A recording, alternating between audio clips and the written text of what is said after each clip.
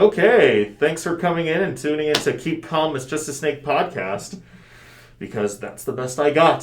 So with us today we have Dr. Willems here, who is, at least in my opinion, kind of the premier exotic vet here in the Denver metro area. So, thank you. How are you doing today? Pretty great. You know, we've seen a lot of reptiles in this last week, which has been great. Yep, and including some of mine. Yes. So, let's just get right into it. So how'd you kind of get your start into all of this? So I've always loved reptiles. As a kid, my mom did a lot of wildlife rescue. She was a volunteer, so I've had a lot of experience with unusual species since the very beginning. And those were always way more fun than the dogs and cats, in my opinion. And for whatever reason, the reptiles were always my favorite. So fair enough. Box turtles is what I kind of started with, is my experience in reptiles from rescues. And I still have box turtles because they still just, I don't know, they have great little personalities and they're a lot of fun. So from there, you know, it was kind of a lifelong mission to continue to help animals and to continue to try to provide whatever benefits I could for them based off of my background, kind of starting off raising little wild animals. Cool. So when you got started into veterinary, did you kind of go through starting in the basic veterinary program kind of with more companion animals and then you started to specialize, or was there an actual program specifically for exotic veterinary care? Yeah, that's a question I get a lot from people who are interested in going to vet school is, Can we just focus on the exotics? I don't want to learn dogs and cats, and that's really not how it works. So you have to get your bachelor's degree, or at least the prerequisites that almost amount to a bachelor's degree first, and then veterinary school is 4 years by itself. And so during that time you learn about basic biology, physiology, anatomy, and all of that for all species. Right. They focus more on dogs and cats since that does tend to be what most veterinarians are looking for.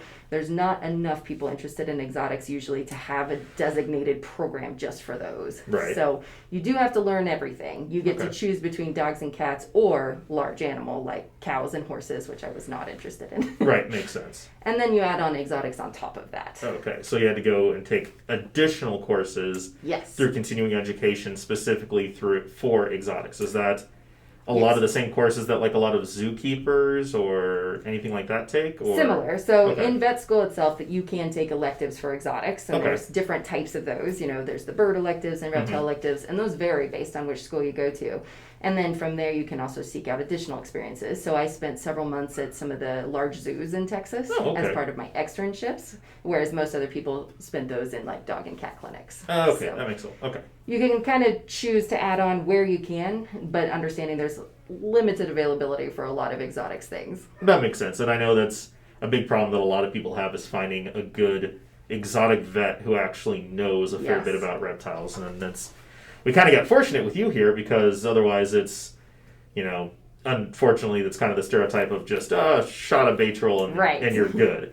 There's a really big difference between a vet who will see reptiles and a vet who actually knows reptiles. Exactly. And there's a lot of self-study that needs to be done in addition to veterinary schooling to get to that comfort level. Having a lot of experience with my own personal reptile collection certainly helps with the husbandry and the basic medical things, but I've spent tons of time, you know, reading the latest articles and keeping up with the latest research and talking to a lot of board-certified veterinarians for reptiles specifically to make sure that I'm keeping up to date with the most current knowledge about these guys. That's awesome. It's really fascinating to me. So the extra time that it takes doesn't take away from it. In my opinion, it's more fun. Yeah, I mean, it's, you know, it's kind of like anything else. Regardless of how you go into, you know, whatever vocation or passion you have, it's always learning, you know. Right. It's just like any other hobby. You're interested in finding more information and continuing to learn about them.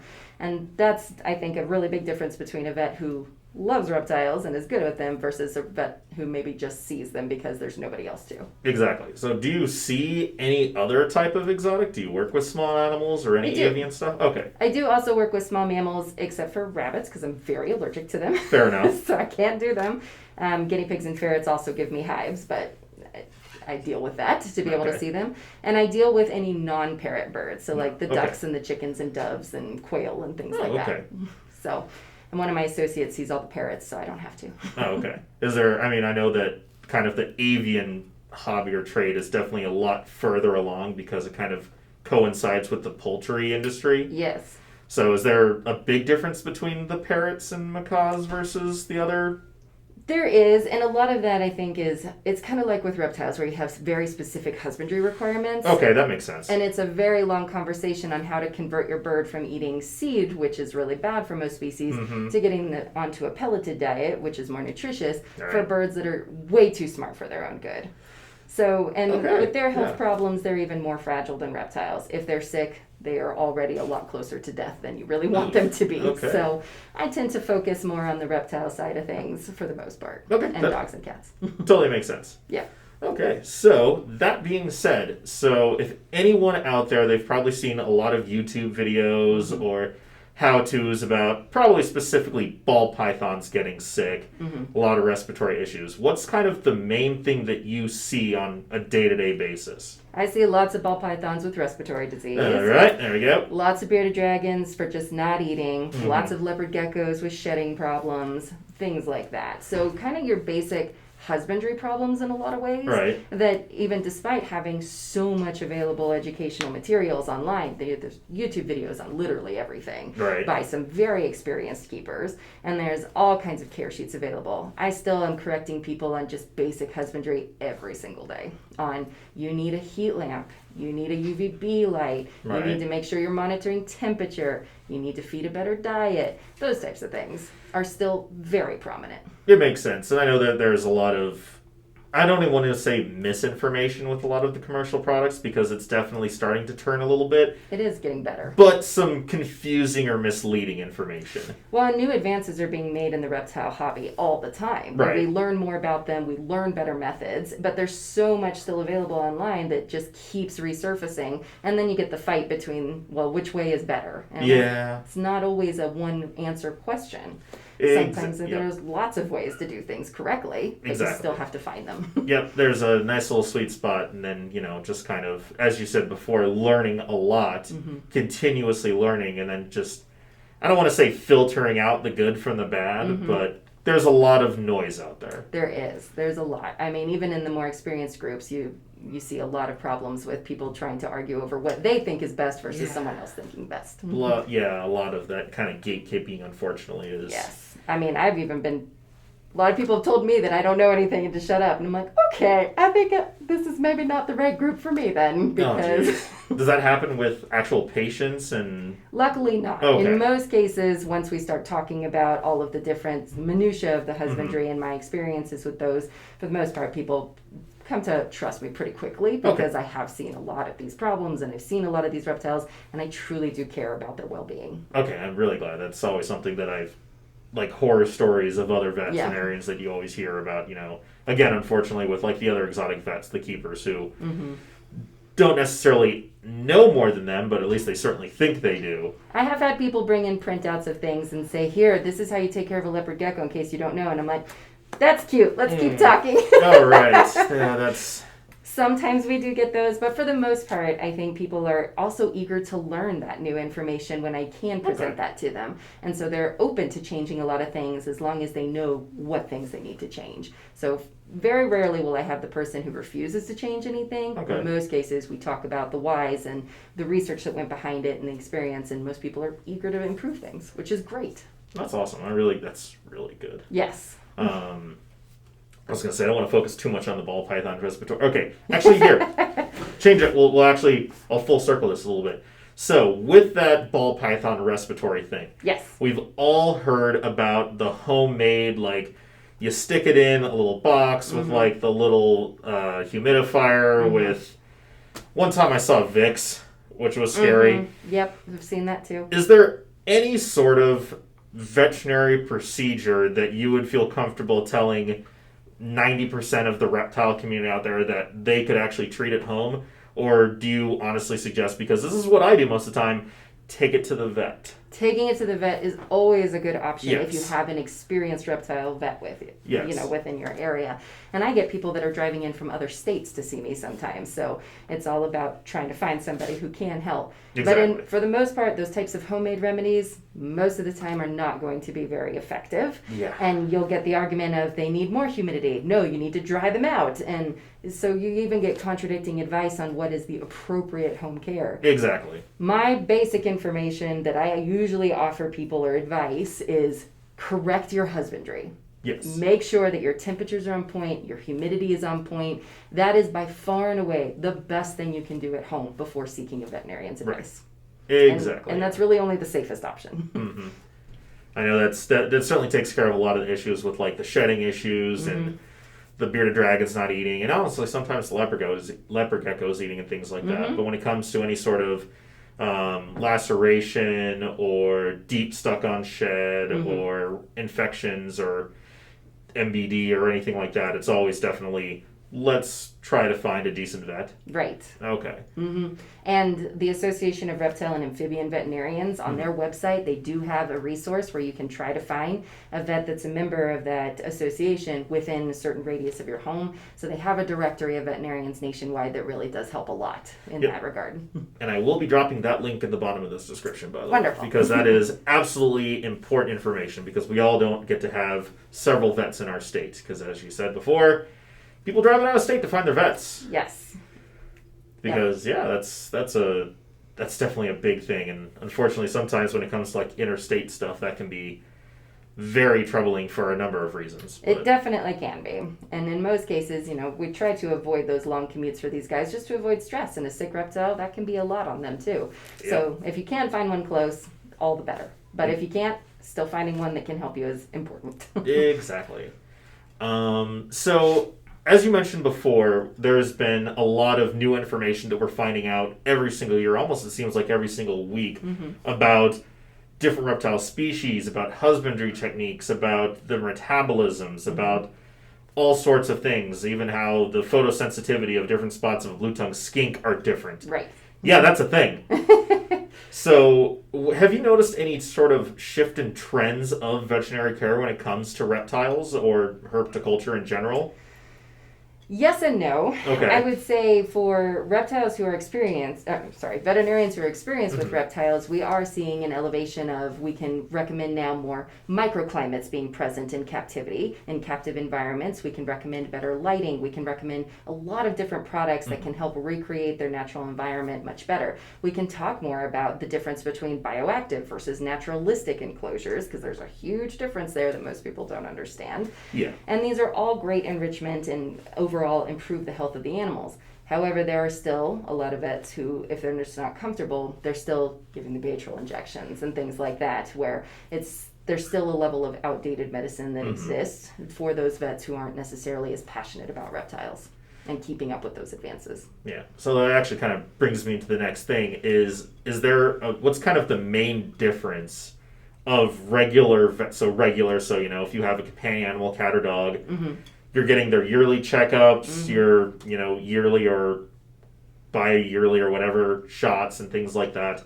That's something that doesn't really exist in herpetoculture at all, does it? Right. That is something that we're trying to, I think, get better at as a whole in the veterinary industry, for at least those people who are keeping up with exotics. Right. But that's a huge problem, because how many people bring in their reptiles for yearly exams? Not very many. I mean, I definitely have a dedicated clientele who know the value of that, and they do bring in their beardies and their ball pythons and things like that yearly, which is great, because then we can assess their weight, we can assess for underlying conditions that some people don't even know what to watch for. Yep. I mean, I've found a lot of internal problems, masses, follicular stasis, things like that, where they had no idea anything was even wrong yet. And if you can catch those early before they're on death's door, you have a much higher chance of being able to successfully treat them.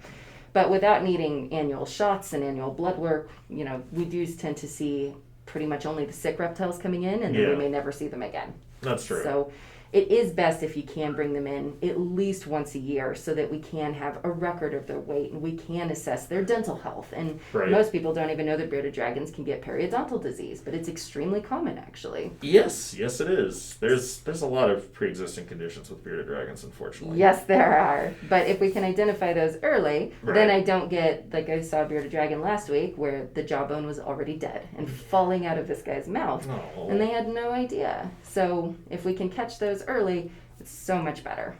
So is that something that a lot of the kind of more specialistic veterinarians are trying to move towards? Yes. Is that same companion animal care where it is the yearly checkups and things like that? Is there kind of a growing movement for that, just kind of in general, or is it really kind of specific to? Because I know I don't think there's too many even small animal exotics that do that either, do they? No, with exotics, it's kind of a whole different world from your cat and dog medicine. Yeah. And so it's a challenge, really, to get those guys in regularly, but it's so beneficial for them. So yes, there is definitely a push to get those guys in more frequently so that we can have that same level of care that we expect for our dogs and cats. I mean, we can do regular blood work on bearded dragons and ball pythons just like we do dogs and cats. Most people just don't even know that. It's true. It's something that, I would like to think that it's starting to shift that way, because it seems like every day there are more and more households with usually a ball python or bearded dragon. Right. Which is, for better or for worse, a thing. Yes. We're not going to get into the whole husbandry issues and things like that, hopefully, too much. But I would like to think that, it's almost like they're becoming more companion animals in a way.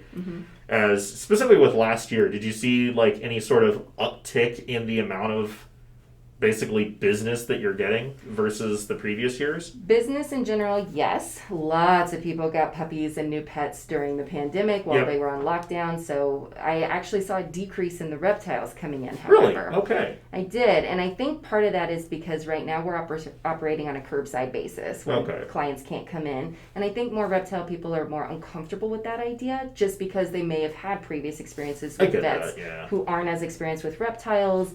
Or maybe they're worried that if I am just one of those people who just sees reptiles, that they're not going to have that same comfort level without that face-to-face interaction. That makes sense, yeah. So I think that has been a bit of a barrier. I see my regular reptiles pretty frequently, but there has been an overall decrease in some of my newer reptile patients like I normally see since the pandemic started. Interesting, yeah, because I know I've talked to a lot of other people out there who are involved in more of the breeding and selling part of the trade, where they saw absolutely zero decline and in some cases actually a higher, I guess you could say, interest in them, where they were, selling all of their babies very, very quickly and kind of had a high demand for it, where it seemed like that wasn't slowing down at all. And I think there my hope is that because people are home more, that they're able to fine-tune that husbandry maybe a little bit better because they have more time to do the research and they have more time to observe their pets. So they're watching for preventing illness a little bit easier that way. That's my hope. I can't prove that, though. Nice. Well, that's good. We all hope for that. It's definitely true. Yes. Is there... I'm trying to figure out the best way to actually say this. Is there any sort of... Sorry, I'll swing back around to that.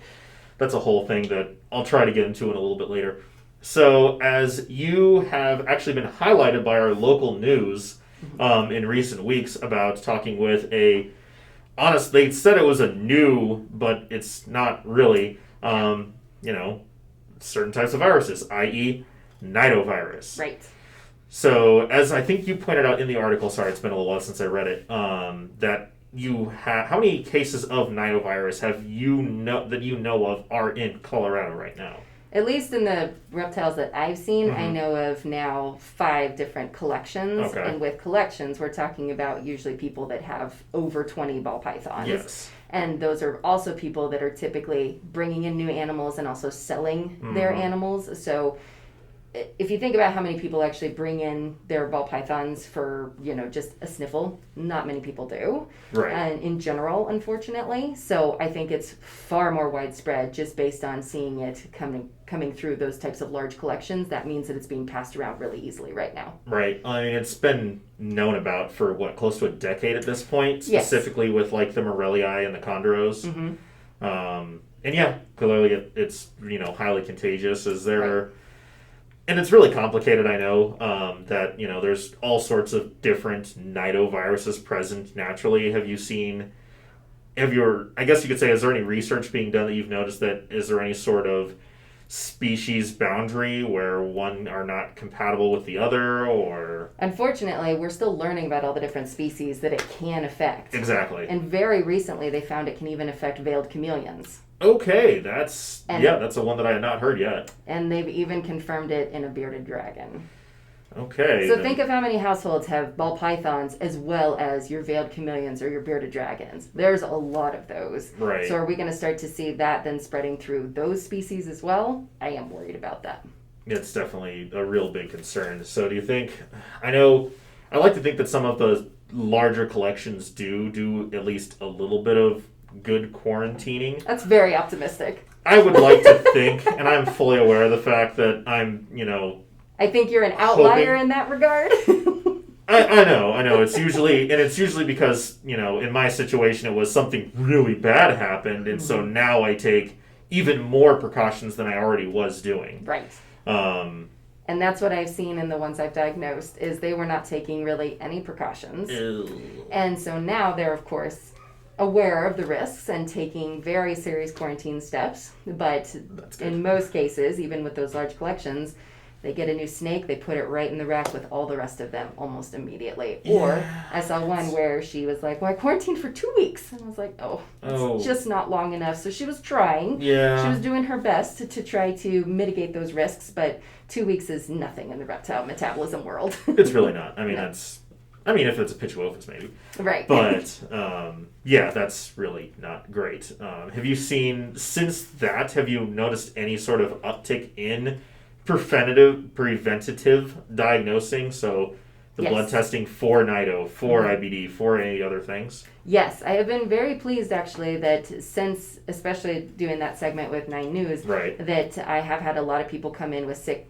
ball pythons and they're like, I heard about this, I want to test for it. And I'm like, fantastic, let's do this. Okay, good. And luckily, almost all of them have been negative, but still, knowing that is so key to protecting all the rest of the collection and other collections as well if you are moving animals in and out. Nice. So I have been very pleased to see some of that. Okay, I'm really glad too, because that's always something that's kind of like lingering in the back of my mind, obviously, because of my personal experience of all that noise. So yeah, I'm really glad about that. That's really good. I'm really, really excited about that. Is there, I'm trying to think. Sorry, I keep spacing out. I try to keep things flowing and keep things circular, but it doesn't always happen very well.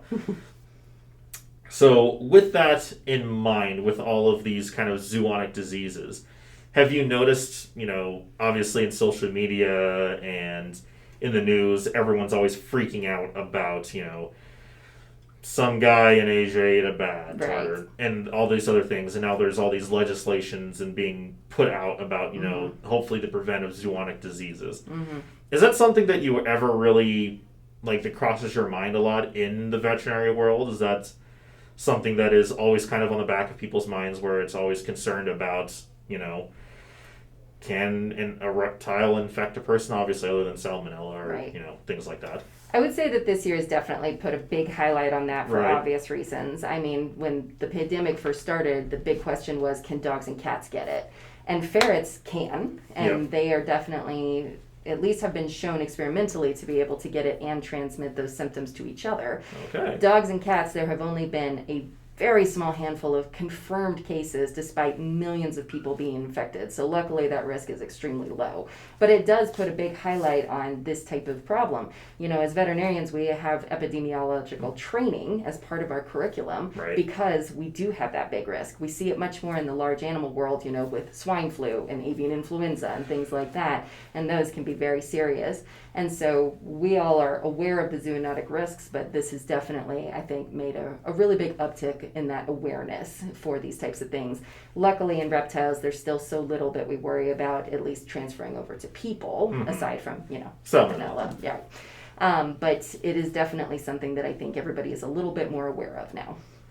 Okay. Yeah, that makes a lot of sense. And so, kind of with that in mind, so the regular transmissions with the swine flu and avian flu and things like that, there's a lot more money that goes into that kind of research, which is why we're much further along. Yes. I mean, outside of kind of, individual hobbyists or maybe kind of more well-to-do breeders, is there any kind of large-scale medical or veterinary research going into different... No, not at all? Not at all, okay. Which is really a shame. And in most of the cases that you see reported, if you have like a published paper about something, it's usually individual veterinarians. I have sent off samples to pathologists before on my own dime, just because I want to know what was wrong with that animal and contribute to that knowledge base. And so, with a couple of different tumors that I found in some of these types of reptiles, I'll have the pathologist, tell me there's nothing on this reported. I have this one other case. Let's make a paper and let's publish it. And we get all excited when we have 2 different samples of the problem. Whereas in dogs and cats or people, you expect to have thousands of samples before it's a valid study material. So it's a very different world when it comes to research in general with these guys, which is why I think there's still such a large number of vets who just aren't aware of all of the intricacies, and there's not as much of an advancement in the medications available and the treatments available and even the knowledge base on some of these problems, even zoonotic problems. We don't necessarily have a lot of data on, can nidovirus spread to other species? How long does it last in the environment? What's the best way to disinfect it? How do we avoid it? We don't even know the answers necessarily to all of those questions as much as we would like to. Right. I think it's the University of Miami is probably the one that's probably doing the most research into that. University of Florida has the largest virology section. They are the gold standard for virus testing. Dr. Jim Willihan is the god of viruses basically in reptiles. So he has a lot of information that comes out of his lab based on, those types of new advancements. But there's still so many pieces of the puzzles we're missing with reptiles just in general. Yeah, that's how that goes. Yes. Have you noticed any kind of increase or decline or any of the other common kind of reptile unfortunates or... I think most everything else has kind of stayed about the same as far as what I typically expect to see with these guys. Every once in a while you'll get some of those unusual cases with, osteosarcoma and a savanna monitor, which is bone cancer that spread to the lungs and the liver and the eyelid. Those are unusual cases, which are a lot of fun. But a lot of it tends to be just kind of the same old husbandry problems, respiratory problems, that type of thing. I was going to say it's kind of that. Is that kind of the meat and potatoes of your normal is just basic, just husbandry, either ignorance or just inadequacies because they don't fully understand what they're getting into? Yes. I actually still get very excited when someone comes in and I don't need to make any recommendations hardly. That is still a rarity, unfortunately, and I would love for that to be the norm. Yeah, that's... I know, and I think, as you said before, because there's not... Although it's a growing industry, it's still increasing with, leaps and bounds over a lot of other pet industries. Yes. There just seems like there's not enough drive to, kind of increase that, which always amazes me if you think about, a lot of the commercial brands that if they, they could make whole lines of things that would dial in the care for the most common ones, and they just don't for some reason. And yet they still sell calcium sand and heat rocks. Why are we selling these I things? don't know. I don't. So yeah, I know. I don't want to have the loose substrate debate, but substrate is not wrong, but calcium sand is wrong. I know calcium substrate is, and I don't understand why that is, even though it's been a known issue for decades that it's not good. It's still you still see it in reptile specialty stores, and it's just because that's the staple what the that they market have. has. Exactly.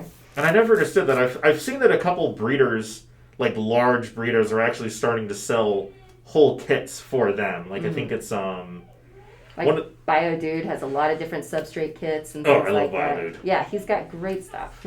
Right. I know I think it's one of the larger ball python breeders, and I'm totally spacing on his name too, and I feel really bad, but he's starting to sell actual, with the baby ball pythons, here is a 3-foot PVC with everything you need. That's awesome.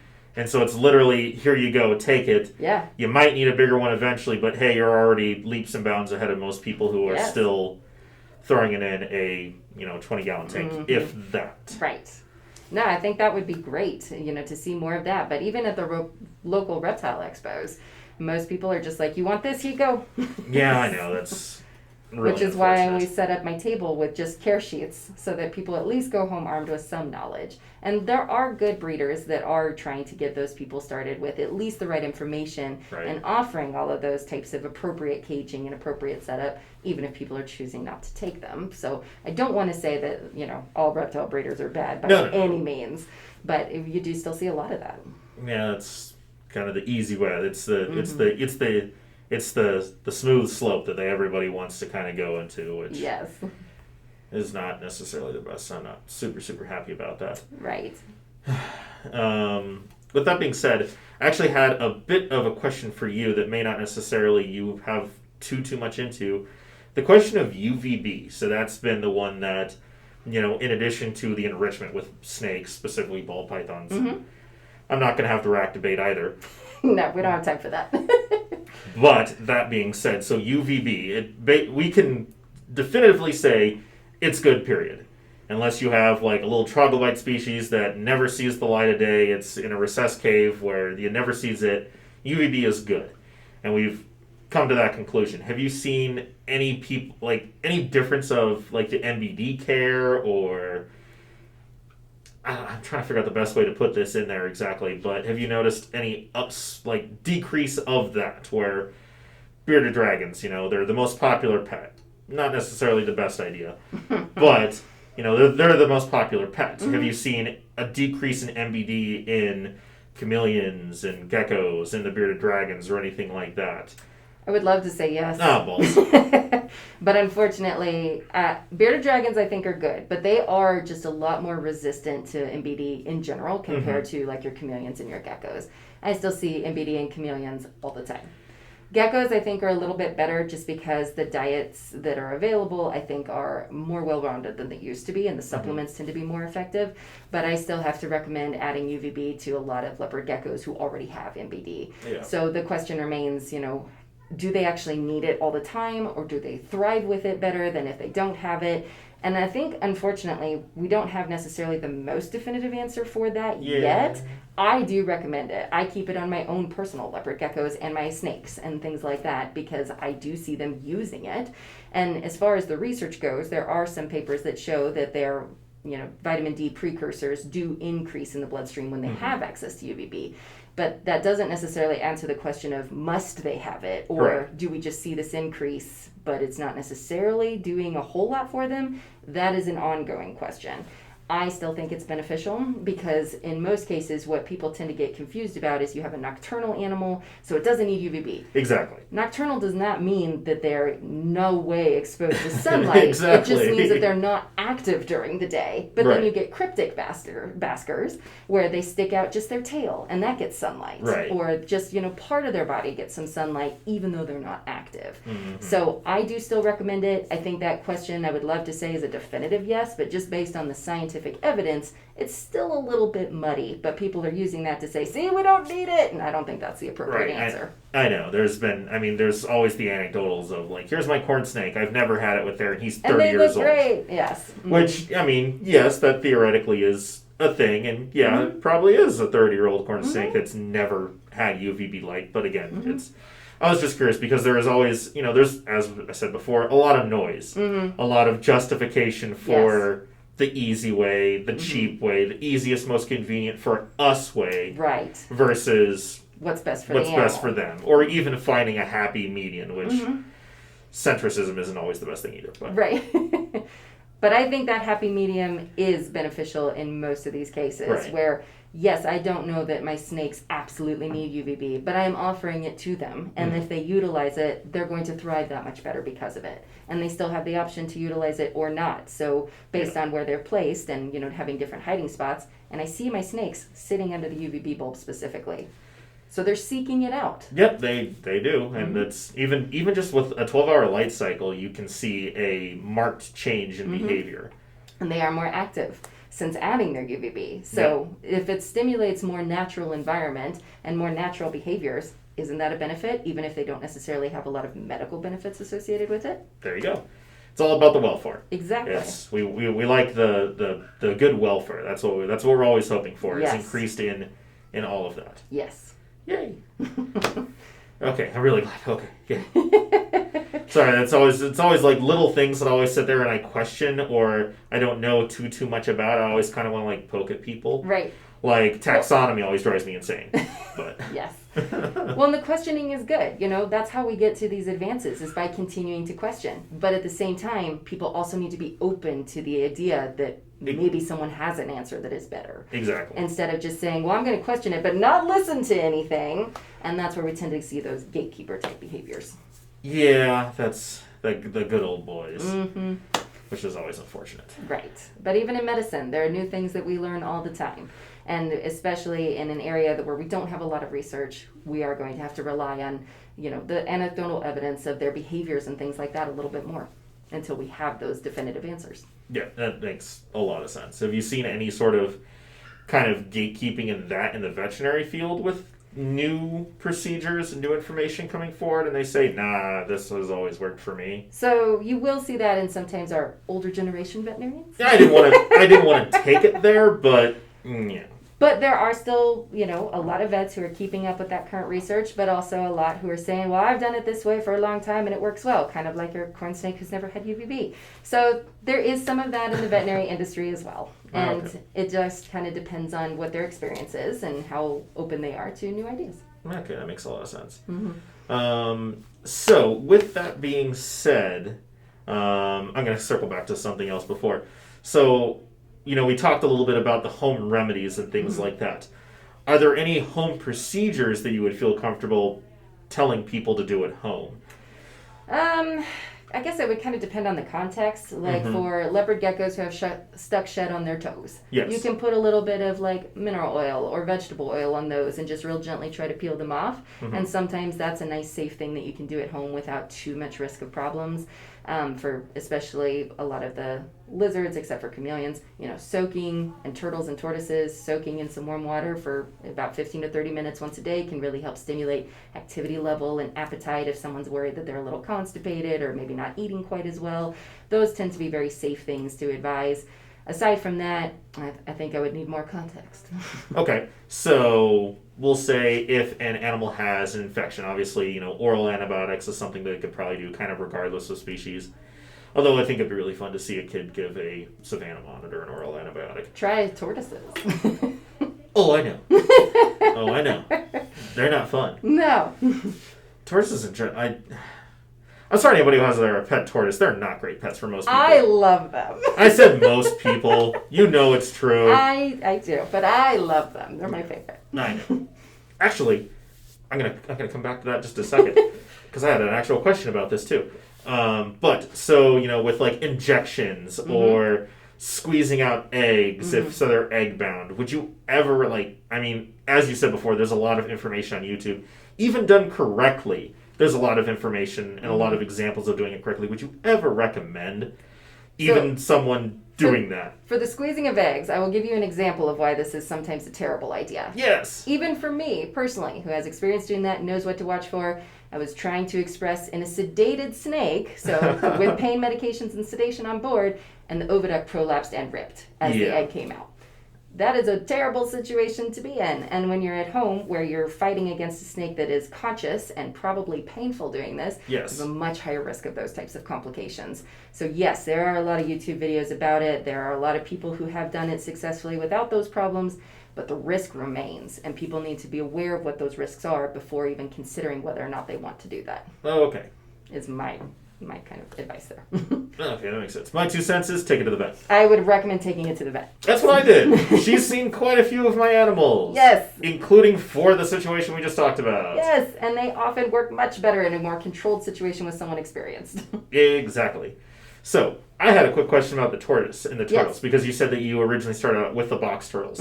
I have heard a lot of anecdotal, I guess you could say tales, of specifically box turtles just constantly trying to paw out of whatever enclosure they have, specifically if they can see it. Because supposedly there's an internal kind of gyroscope or whatever you want, not gyroscope obviously, but internal mechanism similar to a lot of avians, a lot of migratory animals that they just want to get back to where they were going. Yeah. Specifically with rescues, because there's probably not a whole lot of captive bred box turtles of any kind. Depends on where you look. There are a couple of sources, but yes, most people are taking them out of the wild, which is poaching. Yes. But yeah, we could talk about this all day. So there is a confirmed homing mechanism in the box turtles. There we go. Yes. Not gyroscope. No, not quite the same. But there are at least 20-something studies that have proven this concept out, because I still get into arguments where they're like, no one's proven it. And I'm like, here's all the studies. You are welcome to read them. There you go. But yes, they do tend to have usually less than a 1-mile radius home territory. Mm-hmm. And they do have a strong homing instinct where if you remove them from that, they know which direction to go. They do try to get back to it. And so in those cases, especially when you get a recently acquired box turtle, you may definitely see that increase in behavior, which is why it's not okay to take a box turtle and say, well, I'll just let it go over here. This looks good. Because then they wander aimlessly into roads, into civilization, looking for that home base. Now, that home base kind of instinct does reset after about 6 months. Oh, okay. So if they're in a new area for that long, then they're like, okay, this is home base. But they're normally traveling up to a mile a day in some of these situations. They need larger enclosures than a 40-gallon tank. Yes. And they need more to hide in and to interact with than a half-log hide. Yes. And if you don't provide those, it's just like anything else. They're bored and they're looking for someplace to go, which is a better environment. So if you don't provide those types of environments, you're going to see that probably in any species, really. But box turtles are very active, and so you see that very commonly. Have you noticed that? Is it just in box turtles, or is it in a lot of the testudo, or however you pronounce that? Yeah, testudo's correct. There you go. Have you noticed that in a lot of other things? Sorry, I haven't gone too much into it. I was literally just going through just articles, and I saw that, and I went, "Oh, that's crazy." Mm-hmm. So it's really fascinating. Has that ever been documented in any of those, in like the Greeks or anything like that? Not that I'm aware of. I mean, it's kind of hard with the Greeks considering so many of them are imports to begin with. Exactly. I think that becomes a lot harder because there's not as many studies on their captive environment, or their natural environment, that at least I'm aware of. Okay. So I haven't heard of a homing instinct necessarily in some of those, and box turtles, of course, are in a different family. They're more terrapines than testudos, so maybe we do see that more in some of our freshwater species, and we just don't know it. Makes sense. Yeah. I was gonna say, I wonder if that's also something that's in like a lot of the sliders and a lot of the terrapins in general. Is that something that is a behavior that they have as well that we may assume to because it's we get the dollar fishbowl death bowl of the tortoise, and then we put it in a 20-gallon tank, and it's always going for one side because they can see it. Right. So I was just kind of curious. I wasn't entirely sure, because that was always something. Is that really true? Because I think the article that I read, it was a box turtle that had been in captivity for multiple years that would continuously always paw in at one direction of his, even entirely enclosed like wooden enclosure, so he couldn't see over. Yeah. But even for years, he was always going for that one direction. If only they could tell us what they're thinking sometimes. But after a certain period of time, they did see that homing instinct resets. But there's also some that, wander farther than that 1 mile. There's some that don't have the homing instincts. There may be some that have that homing instinct a lot longer. Right. We just don't always know. Makes a lot of sense. We don't know. There's always going to be those outliers. Those outliers are the ones that always get me. Yes. They're the worst. Okay, then. So, with that in mind, we'll kind of go back to actual veterinary care. Are there any warning signs other than the obvious, like, sneezing, wheezing, bubbles? Are there any, and obviously that mostly applies to, wheezing and everything is in a lot of different species. Mm-hmm. But are there any warning signs that you would hopefully, and even then they're kind of in the latter stages, are there any early signs that you could ever recommend or think for whatever species to try to catch and bring them in before it becomes exacerbated? One of the best things that people can do, especially if they have a large reptile collection, is weighing their animals regularly. Because if you weigh them on a gram scale, you're sometimes going to see weight loss before you see any other symptoms. Right. I've seen that even in my own personal animals. And so once you see the weight loss, you keep a closer eye on them, and then suddenly they start breaking with symptoms. So sometimes that does help kind of find those, at least focus on them a little bit more closely when you do see those types of things. But otherwise, it's all the things that I would like to think most people are already watching for, like not eating, not being active. Right. That being said, I see snakes very regularly where they're like, well, they haven't eaten in 4 months. Okay, why didn't you come in sooner? Right. So in some cases, that can be normal based on the season, based on the species. We sometimes do have reasonable explanations for them maybe not eating for a period of time. However, but they're also not moving, they haven't eaten, they look like they've lost a lot of weight. Those are all terrible things. Right. So it does kind of complicate things when you have like ball python breeding season, where I get calls every single day. He hasn't eaten. Yeah, give it a little bit more time. But in, say, November, that's obviously much more concerning than it is in the spring. Yeah. So same thing with bearded dragons. Every fall I get 1,000,005 calls. He's not eating and he's not moving as much. It's brumation season. Give it some more time. Right. However, in March, that's a totally different situation. Well, then at least there are people who are monitoring that. Yes. At the very least. Mm-hmm. So, and it definitely is kind of a difference in between the large breeders who have collections of more than 20 or 30 animals versus who have 2 ball pythons and a bearded dragon. Right. So in those situations, you would hope they're maybe leaning towards closer to those almost annual checkups and things like that. Yes. Which, fingers crossed, eventually that's hopefully what we'll get to. But versus the large collections, you're kind of relying on their expertise and experience to monitor those things. Yes. Okay. And I definitely do have some of those larger collectors who bring in their snake and they're like, I already know what it needs. I don't really need your help. I just need medications that I can't get on my own. I'm like, okay. We're still going to talk about things, though. Good idea. And I'm still going to examine your animal. And we're still going to discuss, ways that we might be able to make things better. Right. So, there's the whole gamut in the reptile world. Mm-hmm. You see a little bit of everything. Yeah, that's definitely... I wish there could be, like, a little happy median of, essentially the kind of the breeders, the collectors, the educators versus, like, the pets. Because it is kind of this weird thing where it's never truly domesticated. Right. And they're never truly... they're not empathetic. They can't mirror our emotions and things like a lot of the other furry critters can. Mm-hmm. Or feathery, for that matter. Mm-hmm. But... yeah, it's a very different world compared to our normal companion mammals in so many ways. Right. Well, I think that's about it. This is unfortunately a little kind of short. I was hoping we could go a little further into things, but I'm honestly kind of drawing a blank on a lot of things. Which is... to be continued another date, perhaps. Hopefully. Honestly, what I would really love to do would be able to actually, once we can kind of open up a little bit more kind of into the procedures of things. So, with my IBD testing and everything with my boas, you've seen literally every single boa. Yes. Some of them more than once. Right. For IBD testing and, regular checkups and things like that. But it would be really cool if we could kind of have more of a focus on that. Sure.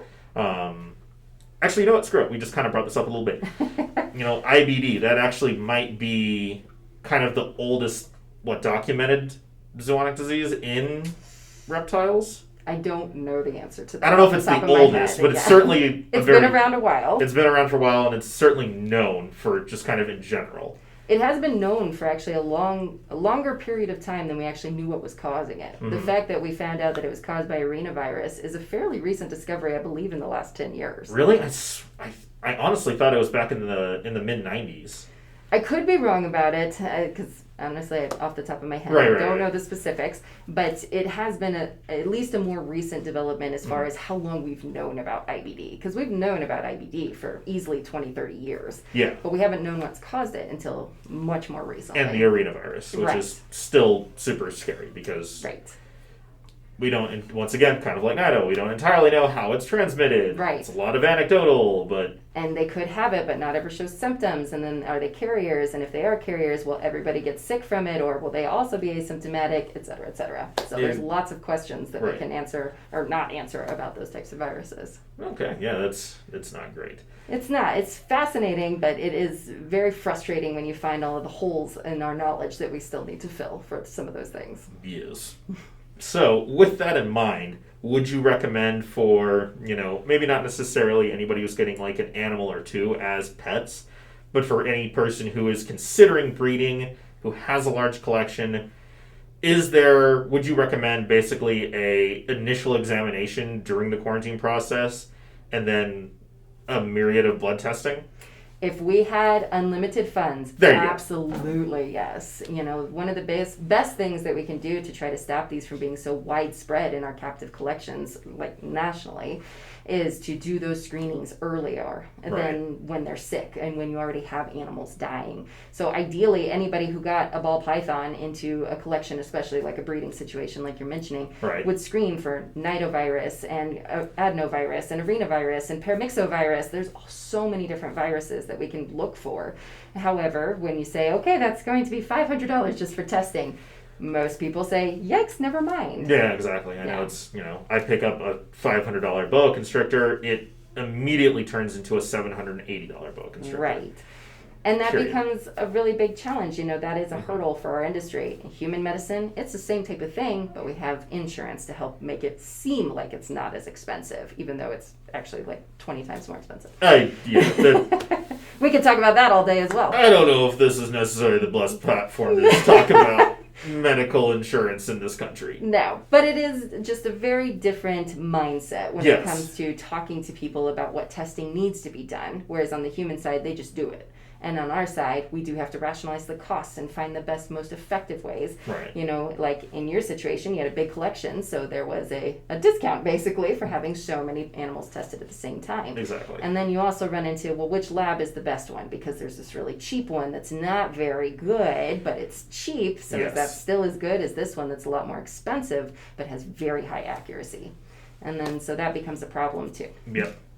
So, with that being said, for moving towards hopefully the hobby as a whole going that direction until, you know, one of the big shots gets a really bad outbreak, and so then they're like, okay, I'm going to sink money into this to figure out what's going on, because unless there's a giant industry behind it, it's never going to happen. Is the best thing that you can offer to anybody getting into this is just good, solid quarantining procedures? Yes. Okay. So much. Quarantine for 90 days is the minimum that the national zoos do. And so if you are quarantining for less than that, you're really not doing yourself any favors, because their metabolism is so slow. It takes a long time sometimes for them to present with signs of illness. In some cases, with really rare species or rare collections, people are quarantining for up to a year. Yep. And even then, you may not see anything break out until month 7 or 8. So even that 90-day quarantine, that's why it is a minimum. And during that time, I see a lot of problems with people saying, yeah, they're quarantined in another room, and then they go back and forth from their good collection to their quarantine collection, or wash everybody's bowls and then distribute them wherever, and that's where it fails. Yeah, it's, you know, you have a dedicated place. Physical barriers are the best way to do it. Yes. Just period. Like, you don't even mess with them that day. Mm-hmm. And that's it. But I mean, if I see any sick snakes at work, I am not touching my snakes when I get home from work. So you deal with your healthy animals first, and then your sick animals. Exactly. And once you've dealt with your sick animals, your healthy animals are off limits. Right. Yep. Exactly. Because I mean, it can be several weeks before they even get acclimated to the climate that they come into quarantine to begin with. Exactly. They may not even eat for the first couple of weeks, because even if your temps are dialed in, they may not adjust right away. Mm-hmm. Especially if it's a ball python. Yes. Yes, exactly. And also, if you acquire another animal, quarantine starts all over again. Yep. Yes. I know it's a lot easier to do with, you know, it's obviously second nature for any imports or anything like that. Actually, how much time do we have? A little bit. Okay, I have a little bit of time. Do you see a lot of imports? I see some. Some? So, I would say that Colorado is a little bit harder, just because it's not as booming of a reptile industry as like Florida or Arizona, where we have more favorable climates. Mm-hmm. But yes, I do see imported chameleons, some imported snakes, and some imported, you know, agamids of different types. So yes, I do see imports somewhat regularly. And in those cases, are they more to those kind of preemptive things where they come in and like, okay, the wormer, all the different things to kind of clean them up and get them going? And yes, so I saw recently a pair of yellow-tailed grebos, and those really gorgeous snakes. But yes, we wanted to do fecal testing and some viral testing on those guys to make sure that they were safe for the rest of the collection, which I think is a fantastic idea. Yes. So yes, in those cases, I do feel like, at least if you're importing something, people are usually more aware of some of those risks involved. That being said, your Petco Russian tortoises are imported most of the time. But anyway. yeah, I know. That's a whole other conversation. Yes. At least they're not carrying as many sliders. At least I'll give them that. So as a whole. Agreed. So anyway, thank you so much for giving me this time of this. I know it's been absolutely insane. Yes, it's been busy, but I'm pleased to do it because I love talking reptiles, and I'm happy to help improve their well-being any way that I can. And I certainly appreciate it, and that's all that we can really do right now is just preach, proper care, proper welfare, and have them in a better light, because it doesn't matter where it is, somebody always thinks they're icky and bad and evil. Which is so far from the truth. I know. It's the worst. Well, thank you so much. If anybody has any questions, I will put the link for Aurora Animal Hospital down at the bottom of this video on YouTube, as well as for US ARC and all of the other things. If you want to check out the audio, check it out on any of the regular podcasting platforms. Spotify, Apple, my SoundCloud expired, so maybe not SoundCloud anymore. On Google Playlists, everything like that. Thank you so much for tuning in, and I hope you got a whole lot of information from this podcast, because I personally don't like doing any sort of veterinary advice, treatments, pro tips, because I'm not a vet. Actual vet. Listen to the actual person who does this for a living. She went through how many years of schooling she went through. All the extra stuff. That's what you need. And I will do a small personal plug. I do have care sheets and a quarantine guide on the Aurora Animal Hospital website for many species. Absolutely check those out, because yes, everyone poops on the PetSmart and Petco care sheets, and yeah, there's some mixed information on there, and I even have some too. Check those out, please. We try to keep them up to date as much as possible. Yeah, and see, that's better than that, because then you still don't have the pictures of the heat rock on the Aurora Hospital care sheet. So, hope you enjoyed the podcast. Thank you so much for tuning in. Thank you so much, Dr. Willems. I really appreciate your time. Thank you. I appreciate you too. All right. Thank you for tuning in, and hope you have a great day.